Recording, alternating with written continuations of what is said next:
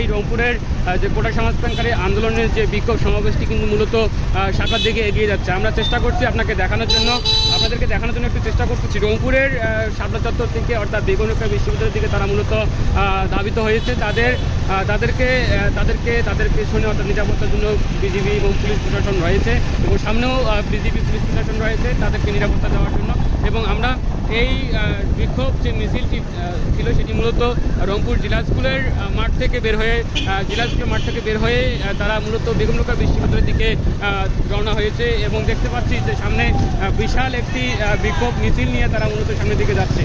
দর্শক, এখন পর্যন্ত কোনো রকমের অনাকাঙ্ক্ষিত ঘটনা ঘটেনি, তবে তারা মূলত যেহেতু সামনের দিকে গেছে, পুলিশ প্রশাসনও সামনের দিকে আছে, হয়তো আমরা জানতে পারবো যে সেখানকার খবরটি আসলে তারা বর্তমান কীভাবে অবস্থান নিচ্ছে সেই বিষয়টি আপনাদেরকে একটু দেখানোর চেষ্টা করবো।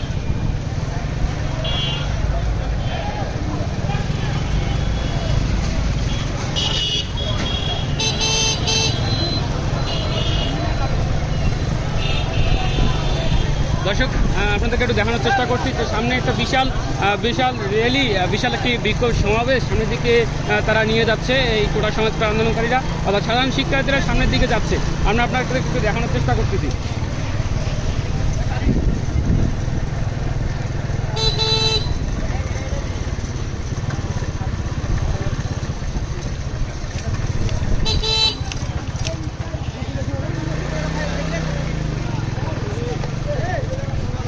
দর্শক, আমরা একেবারেই পেছনে পড়ে গেছি বিধায় আপনাদেরকে একটু দেখাতে আমাদের একটু বিলম্ব হচ্ছে, কিন্তু আপনাদেরকে যদি একটু জানিয়ে রাখি যে এই কোটা সংস্কার আন্দোলনটি মূলত রংপুরের জেলা স্কুল মেইন পয়েন্ট থেকে তারা বের করছে।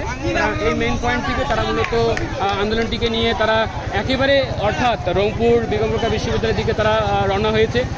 আমরা একটু আপনাদেরকে দেখানোর চেষ্টা করছি যে এই আন্দোলনটি